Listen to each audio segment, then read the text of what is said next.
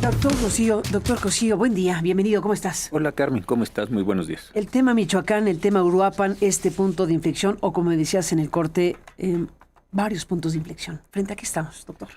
Mira, creo que estamos efectivamente ante un punto de inflexión, si lo queremos llamar así, por el episodio, por el hecho tan lamentable de Carlos Manzo y, como tú lo has dicho hace algunas semanas, también el de Bernardo Bravo. Pero creo que siendo un punto de inflexión tiene muchos efectos y consecuencias. A mí lo que me parece que está mostrando, primero, es y voy a empezar por algo muy obvio, una debilidad institucional. Lo que uno puede observar aquí, más allá de los detalles que ahora seguramente entraremos contigo, es que el Estado no está recuperando territorio, no está terminando con impunidad, y algo que es mucho más preocupante, que estamos encontrando cada vez más redes de colaboración, de connivencia, de complicidad entre servidores públicos y las propias delincuencias.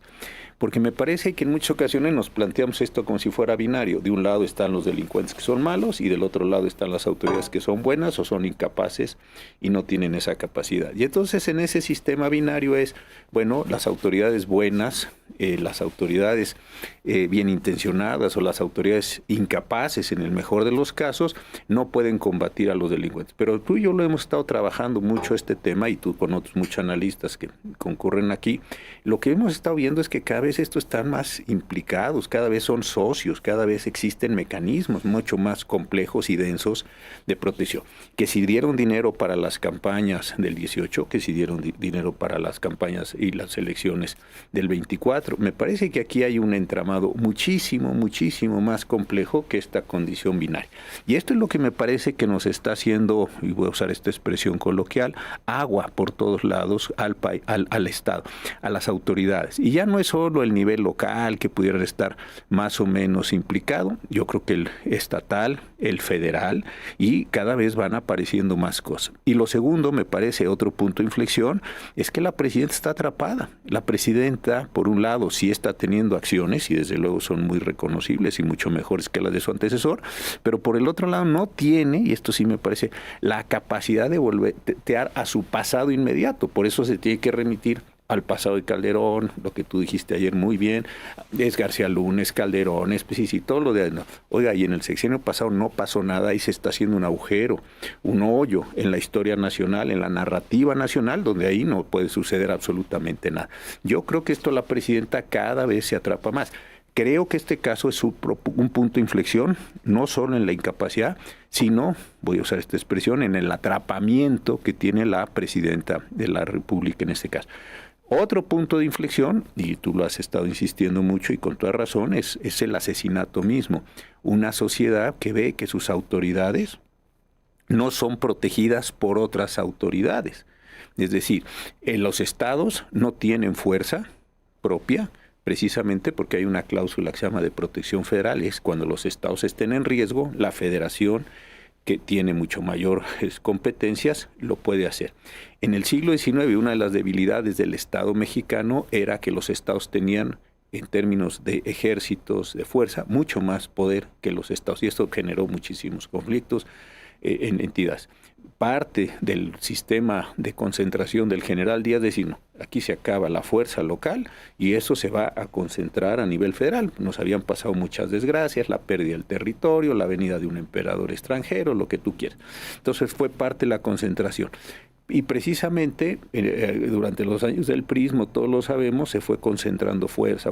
Pero esa fuerza federal que se concentra es a costa de la fuerza local. Bueno, muy bien, pues si la fuerza federal es tan grande, si se ha querido tener una Guardia Nacional, si se ha querido hacer y militarizar al país, más allá de lo que diga la presidenta y su antecesor, con el ejército, con la armada, pues lo que estamos viendo es una situación de concentración de fuerza que cuando se pide, no se da. Entonces uno dice, oiga, no me dejan tener fuerza. Y por otro lado, no me dan fuerza. ¿Qué es lo que está haciendo la ciudadanía? Que va a ser una solución igualmente trágica, la hemos visto en Colombia, en Venezuela, en muchísimos países, pues van a ir al sistema de autodefensas, al sistema de guardias blancas. Las guardias blancas y las autodefensas acaban por no saber dónde ya es criminalidad, dónde es protección, dónde se cobra otra extorsión de protección. Es decir, todo esto se va a confundir. Yo creo que esta es otra implicación más de lo que estamos viendo. Entonces, efectivamente se dan estas cuestiones. Yo estaba recordando el tema, entiendo la diferencia histórica y la proporción. Te acordarás de lo que se llamó el Bogotazo, cuando asesinaron a Jorge Eliezer Gaitán en el 48, y que eso generó una situación complicadísima en Colombia, porque precisamente ante las agresiones, la gente de izquierda que veía que esa derecha que asesinó a Gaitán se le venía encima, pues empezaron a reconstituir fuerzas, y ahí está la tragedia increíblemente compleja de los colombianos que apenas están ahí como pueden salir. Estado de excepción durante muchos años. Entonces, estos son detonadores, como tú lo decías muy bien, que es uno, que es otro, pero como en física, como en la vida, como en todo, hay cosas que sí pasas del cambio simplemente de la acumulación de lo cuantitativo a una condición cuantitativa. Y aquí creo que sí, cualitativa. Y aquí sí creo que estamos en una situación, pues sí, están asesinando autoridades, no se están protegiendo autoridades, se está minimizando la condición de autoridades. La presidenta continúa, tú lo hiciste un comentario ayer muy importante, diciendo que todo es la derecha, que todos los fifís, que la gente quiere rezar por privilegio. Oiga, presidenta, yo creo que ese, como decimos acá en México, ese discurso ya se choteó, ¿no? Ese discurso ya se choteó. Es como mucho más serio el problema, que está regresando a los lugares comunes. Por otro lado, heredados del presidente López Obrador. Ni siquiera en eso la presidenta ha podido construir un discurso, un horizonte discursivo, ya si quieres, diferente al del antecesor. Entonces, todos los que decimos algo somos de derechas fifís, conservadores, bueno, toda esa catarba de cosas que ya no las saben. Entonces, creo que aquí el asunto está en que efectivamente es un punto de inflexión y muestra incapacidad de Estado, complicidad de Estado, hartazgo social. Es un momento, me parece, muy denso de estas cuestiones. E inmediatamente también empiezan todos los distractores, en fin, que hemos estado observando en los últimos días, las acusaciones, estabas hablando de Luis Donaldo Colosio, el asesinato de su padre, empieza a haber una nueva investigación, en fin, una serie de distractores en el espacio. A un señor, segundo tirador, al segundo tirador, o sea, ya no digo así, de verdad, no, ya parece que no tiene. Ayer una cosa, el mundial, que no está mal lo del mundial, la gente también necesitamos otro tipo de elementos, pero sí, ante la tragedia todo vamos a circunscribir los elementos y no hay una eficacia de acción de Estado. Y las preguntas abiertas, déjame retomar porque creo que es importante lo que Colosio plantea, porque es un punto de acuerdo, pues para lo mínimo, ¿no? O sea, lo mínimo es que el Senado haga lo que le toca. Por lo pronto, pedir explicaciones. Tiene la atribución legal de hacerlo y la Guardia Nacional, en este caso específico. Déjame recuperar el fragmento de lo que dijo Ricardo Trevilla, el secretario de la Defensa Nacional. Esto lo dijo el 3 de noviembre. Y en esta declaración de Trevilla, que se está recordando ahora con motivo de este punto de acuerdo que propone Luis Donaldo Colosio, sí reconoce que se retiró la Guardia Nacional. Entonces, la cuestión es, expliquen con toda puntualidad por qué lo hicieron. Aquí está lo que dijo Trevilla el 3 de noviembre. Por ahí había salido alguna información en el sentido de que en octubre se había retirado personal, 200 elementos de la Guardia Nacional. El personal, y esto aplica en todo el país. En este momento tenemos desplegados 102,000 efectivos del Ejército y de la Guardia Nacional. Esos efectivos, en un primer término, son los orgánicos, los que están en los estados, en Michoacán, en Sinaloa, en todos ellos. Hay unidades orgánicas que allí se encuentran, unidades tipo corporación, batallones, regimientos, etcétera.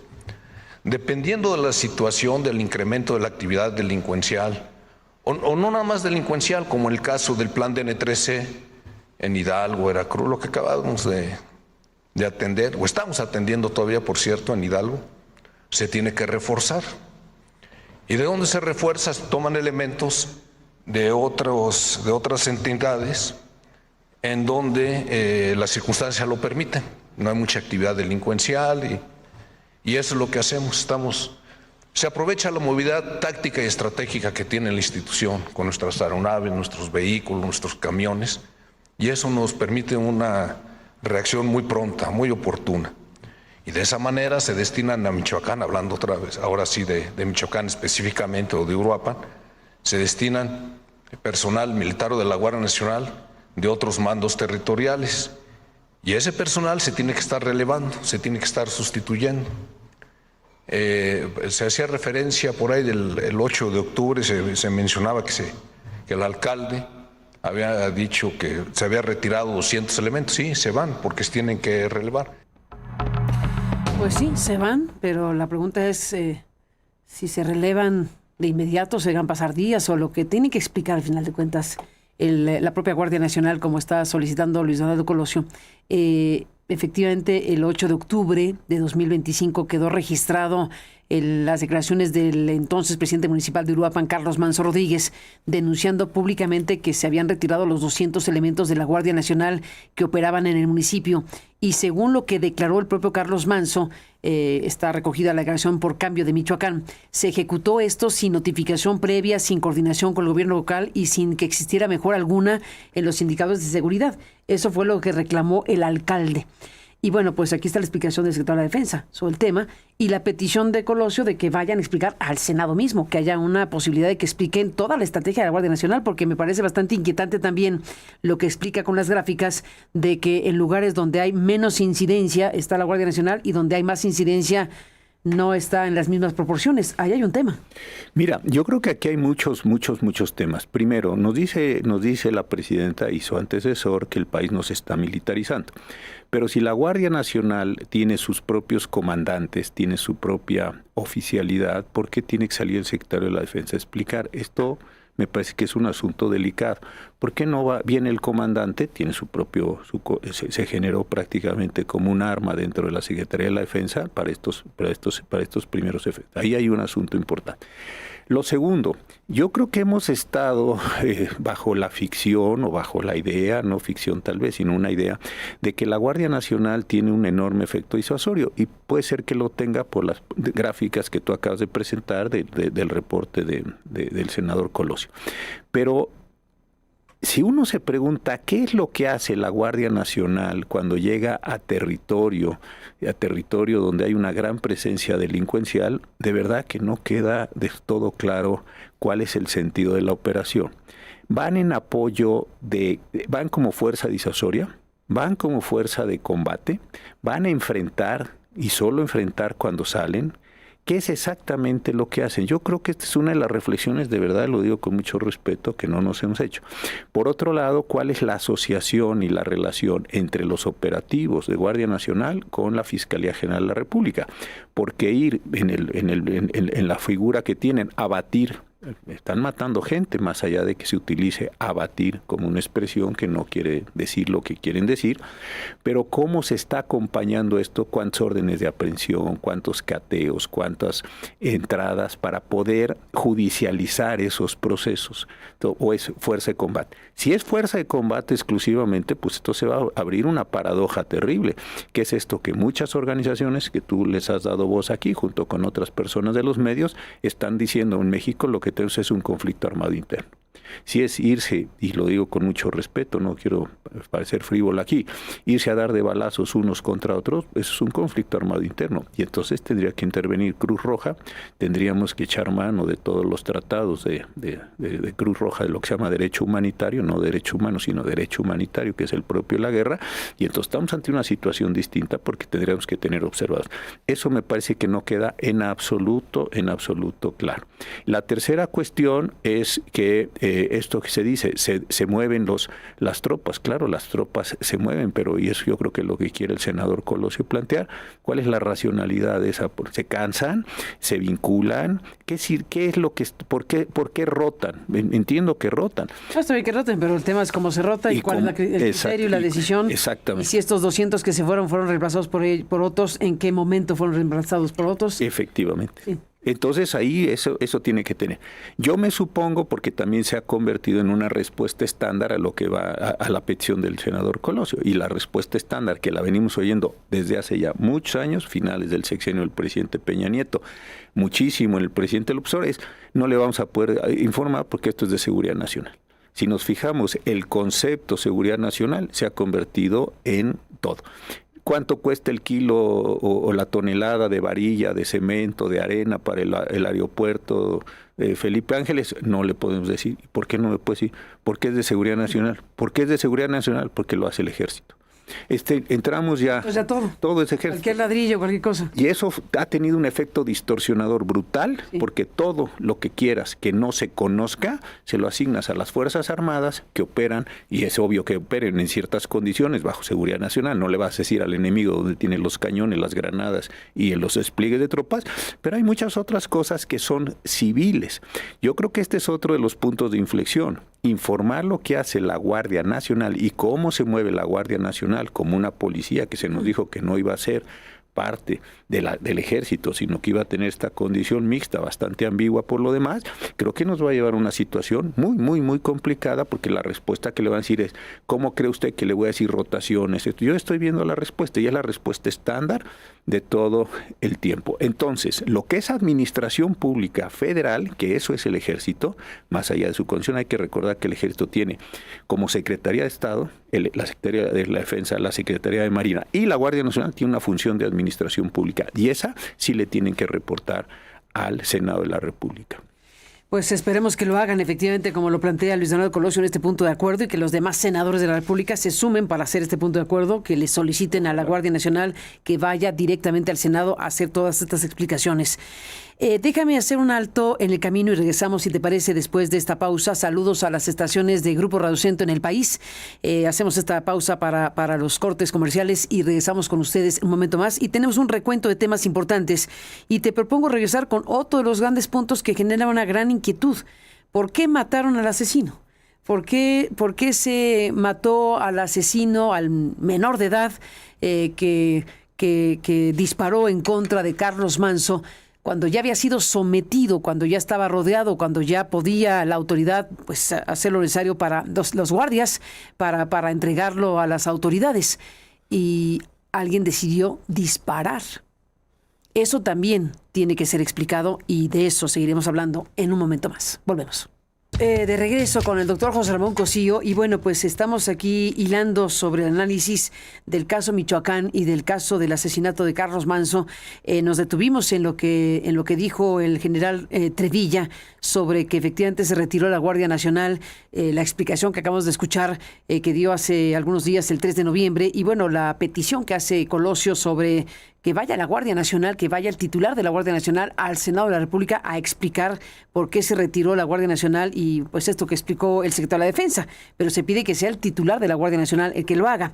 Por un lado eso, José Ramón, y por otro lado lo que ayer, si tenemos a Ramírez Bedoya, el gobernador Alfredo Ramírez de Bedoya, confirmando que efectivamente mataron al asesino de Carlos Manso.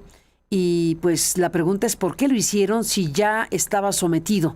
Tuvimos noticia de que Carlos Manso tenía seguridad. Se habló de 14 efectivos que pues no fueron suficientes para evitar la llegada de este muchacho, que se alquiló un cuarto ahí enfrente de la plaza pública. Alquiló ese cuarto, 4 horas después salió y pues disparó contra el alcalde que estaba en esa festividad popular de la fiesta de las velas, en el marco de las festividades de muertos en Michoacán. Bueno, todo eso lo sabemos porque la Fiscalía de Michoacán pues ha mostrado la imagen, el rostro, protegido, pero digamos el rostro del personaje y todo lo que nos ha informado la Fiscalía. Y al final ahora tenemos ya la confirmación de Ramírez Bedoya de que lo mataron aún estando ya detenido y sometido. Esto fue lo que dijo el gobernador, José Ramón. Se está investigando también por qué el abatimiento en el lugar de el homicida. Porque al homicida lo detienen y momentos después hay un forcejeo y hay un solo disparo que abate al homicida. Eso también se está investigando. Se está investigando la Fiscalía todo este tema. Es un tema, ¿no, José Ramón? Pues sí, sí es un tema porque mira, otra vez es ya una cadena de cosas, yo no creo que sean coincidencias. Sale la Guardia Nacional bajo las condiciones, primero. Segundo, tiene un grupo de protección entre policías municipales y policías y miembros de la Guardia Nacional, que lo digo con mucho respeto, bastante ineficientes, ¿no? A lo mejor tenía el hombre Carlos Manso una guardia de 14 personas y no pudieron evitar una cuestión. Entiendo que estaba en una condición pública. Sí, hay quien dice que ya cuando alguien está decidido a que le pase lo que sea, sí, que es muy difícil evitarlo si estás en una plaza pública. Esa es una disculpa que de alguna manera se da por parte de algunos. En ese sentido. Y luego viene Pero bueno, estabas ahí, 14 personas estaban cuidando a quien fue asesinado. Luego, pues también es poco profesional o absolutamente profesional, y eso lo digo un poco con ironía, el hecho de que a la persona que lleva a cabo la ejecución lo mates. Y esto recuerda casos importantes. Lo mates ya sometido. Ya sometido. Sí, y vienen casos bien interesantes. Cuando matan a Lee Harvey Oswald, ¿te acuerdas? En Dallas, Jack Ruby lo va y lo mata, entonces pues, se rompe la cadena de información. Cuando aquí hubo un atentado contra el general Díaz, matan a Arnulfo Arroyo después en una especie de linchamiento, allí y en la detención. Entonces, claro, lo que hacen estos actos es cortar la cadena de información. ¿Quién lo mató? No sabemos. ¿Cuál fue el motivo? No sabemos. ¿Quién le pagó? No sabemos. Entonces, al final de cuentas, queda una especie de asesino solitario con el cual no puede seguir pistas. Y esto me parece que sí también forma parte, desde luego, de una planeación. Es decir, creo que levanta mucho más sospechas. Es decir, sabemos claramente cómo fue el asesinato, pero al ir cortando las cadenas de información que te pueden llevar a una reconstrucción de quiénes son los autores intelectuales y los motivos del asesinato de Carlos Manso, pues hasta este momento eso quedó roto, quedó segmentado, y otra vez se va a hacer muy difícil determinar con precisión estas cuestiones. Pero yo regreso a lo que empezamos hablando, Carmen. Esto forma parte de una intencionalidad de Estado. Ya no puedes decir otra vez en esa línea, estos son los malos, estos son los buenos. Yo creo que eso se va difuminando cada vez más en ese sentido. Y un punto que quería comentar es el siguiente. Tú dices, esto es un punto de inflexión, y a lo mejor hay otra forma, no lo quiero sostener, lo quiero simplemente presentar como hipótesis. Durante mucho tiempo lo que hemos estado diciendo es, los delincuentes quieren hacer delitos, quieren ganar dinero, quieren ganar territorio, quieren ganar posición. Pero no sé si lo que ya empezamos a ver es que los delincuentes quieren ser Estado. Y esto sí me parece que es un cambio grandísimo. Ah, caray. A ver. Porque una cosa es decir, están delinquiendo y juegan un juego histórico, no es particular de México. Aquí están los policías, aquí en el juego histórico, aquí están los ladrones, y cada quien hace lo suyo y se van compenetrando, se van complementando.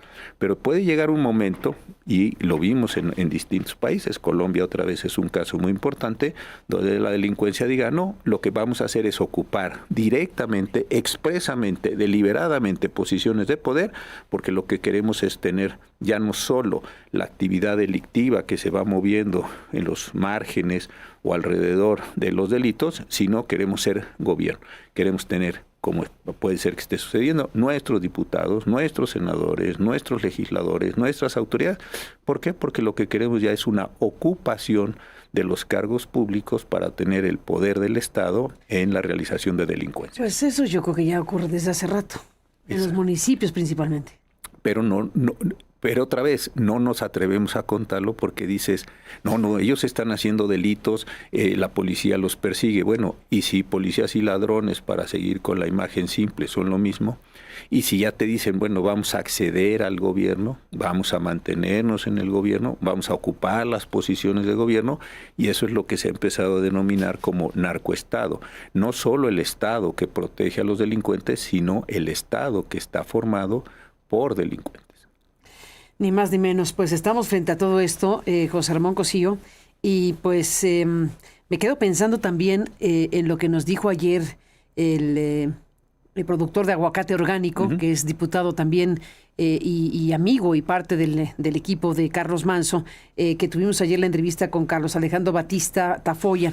Hicimos una mesa sobre el tema de Michoacán y es muy delicado lo que él nos dijo sobre un momento que le tocó vivir en donde en un operativo interinstitucional, él dice que oyó a alguien que formaba parte de ese operativo interinstitucional, es decir, a alguien de las autoridades decir, hay ya que chingarse al presidente, y se refería a Carlos Manso. Este es el momento donde este productor y ahora legislador nos contó esto que también hay que destacar.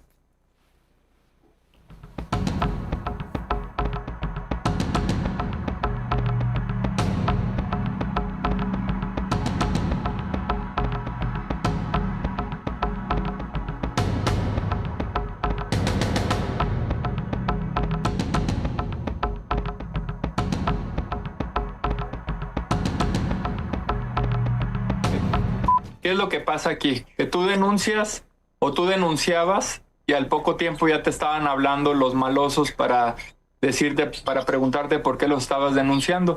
A mí me pasó en una ocasión que llegué a un operativo interinstitucional y los de la fiscalía dijeron, ya deberían de chingarse a este presidente. No se dieron cuenta que yo estaba ahí. ¿Cómo? Pero sí es un nivel de corrupción impresionante. ¿Oíste de verdad esa frase? que... Bueno, esta es la frase que nos dijo fuerte. Sí, y fíjate que otra vez es que, perdón y que yo insiste en esto, pero el punto es la corrupción, pero la corrupción otra vez te pone en una situación de dualidad. Alguien que quiere corromper, alguien que es corrompido, entonces estás manejando dos aspectos. Yo creo que lo que está sucediendo es que ya no hay ese nivel de corrupción, sino que hay una unidad orgánica, funcional, entre autoridades y delincuentes. Creo que no, coincidiendo completamente con el nivel de corrupción, creo que sí tenemos que precisar más nuestras categorías de análisis. No quiero sonar odioso, porque no creo que nos sigan sirviendo esta de aquí están unos, aquí están otros. Yo creo que lo que cada vez tenemos que asumir más es que es la misma cuestión. Y yo creo que estos casos que estamos viendo, el de Bernardo, el de Carlos, nos están mostrando ya esta completa interacción, esta completa integración en estas condiciones delictivas. Yo creo que sí es un cambio diferente. Es como si dijéramos la delincuencia es gobierno o el gobierno es delincuencia. Estoy hablando de gobierno en general, no quiero señalar una sola esfera para que no parezca que es una crítica así específica, sino creo que este es algo que se viene cocinando hace muchos años, pero que ya no admite esta decisión de unos y otros, sino como una unidad. Y me parece que si no la vemos así, si no la entendemos así, vamos a seguir suponiendo que es un fenómeno que a lo mejor tuvo vigencia en los años 80, 90, al comienzo de los 2000, pero me parece que en los últimos años es una unidad completa y eso, desde luego, primero hay que entenderla y después hay que encontrar las formas de enfrentarla. Ni más ni menos. Bueno, le mando un saludo a Karina Cancino, nuestra colega que nos está escuchando. Saludos, Karina. Y nos dice que debemos aclarar que la Fiscalía sí mostró el rostro del chico, del menor de edad, porque yo decía que se había protegido los datos, pero fuimos los periodistas, algunos que protegimos la identidad del adolescente presunto asesino o asesino, como se le quiera ver ya, porque estaba claramente ahí. Y bueno, pues la Fiscalía mostró el rostro y dio a conocer los datos personales del adolescente. Esto forma parte de lo que algunas organizaciones no gubernamentales están señalando y diciendo, ¿por qué hicieron eso? Al final también es un tema. No, y por supuesto es un tema, y otra vez, lo que no importa es esclarecer el crimen, lo que importa es dar una impresión, porque no deja de ser más que una impresión de eficacia, una impresión de persecución, pero al final de cuentas, en ánimo de favorecer o en ánimo de lograr esa presencia pública, esa presencia en medios, pues al final de cuentas contaminas la situación y contaminas las investigaciones. Eso, desde luego que no sé si es intencionado o no lo es, no lo sabría, pero de que tiene efectos sobre el proceso, va a tener efectos sobre el proceso. Y otra vez, un proceso que podía llevarse regularmente, lo vuelves a contaminar desde la autoridad, entonces ya no solo es la persona que ejecutaron ahí, porque es una ejecución, no es un abatimiento, como dijo el gobernador. esa expresión que ahora se use, que la verdad trata de desviar la atención. Es una ejecución de una persona que está sometida, que está rodeada, uno supondría, de distintas fuerzas de seguridad, y le dan un balazo para asesinarlo. Entonces es una ejecución. Y las razones de la ejecución, después de los crímenes, ya mencionamos dos casos, el de Lee Harvey Oswald o el de Arnulfo Arroyo. En fin, ahí hay un problema muy severo. Y por otro lado, se producen las imágenes, se sacan las caras y decir, pues a ver cuáles son los efectos procesales que eso va a tener en caso de que se llegara a avanzar en ese mismo. Es decir, es un error tras otro. Y entonces la acumulación de errores nos lleva a preguntarnos, oiga, ¿y son errores o forma parte de la misma estrategia de planeación de los hechos? Vamos a saber esto si se realiza una investigación, como algunos han pedido, independiente. Fíjate que ese es otro tema. 300 académicos hace unos días manifestaron su preocupación y su exigencia de que sea una investigación creíble. Si no me equivoco, la palabra que se usó fue independiente. Fíjate que ese es otro tema y ojalá le demos espacio en otro con detalle. Yo creo que nos está pasando una cosa que es muy triste, que las propias instancias de procuración y de impartición de justicia no están teniendo la capacidad de resolver los temas. ¿Por qué? Porque de entrada aparece una enorme sospecha. Tú y yo hemos visto ya muchas fiscalías independientes porque no se creía. La de Ruiz Maciel, la de Colón, es decir, como no se cree en el Estado, entonces hay que generarle ortopedias, hay que generarle excepciones, hay que generar otras cosas. Eso también es debilitamiento del Estado. Yo entiendo la preocupación de los académicos y la comparto. No tengo en eso nada que agregar a lo que ellos, sus preocupaciones. Pero otra vez decir, como esto el Estado no sirve, hagamos una ortopedia. Tomemos esta expresión y otra ortopedia. Y de repente decir, oiga, entonces, ¿de qué estamos hablando? Ya el Estado en sus funciones no sirve. Y son soluciones, pero démonos cuenta que con todo y que son soluciones, vuelven a debilitar el Estado porque el Estado no lo está pudiendo hacer. Y ya tú y yo conocemos ya muchísimas, esto. Y luego eso lo tenemos en Ayotzinapa, lo tenemos en tantas cosas que ya nos ha tocado ver, y yo creo que esto sí hay que meditar. Pero al mismo tiempo no dejo de reconocer que en las condiciones actuales de la Procuración de Justicia Federal Mexicana es extraordinariamente difícil que tengan las autoridades la capacidad de actuar sobre el propio gobierno. José Ramón Cosío, gracias por estar aquí esta mañana con todos estos ángulos y temas de análisis obligado en estos momentos. Gracias por estar aquí. Gracias, Carmen.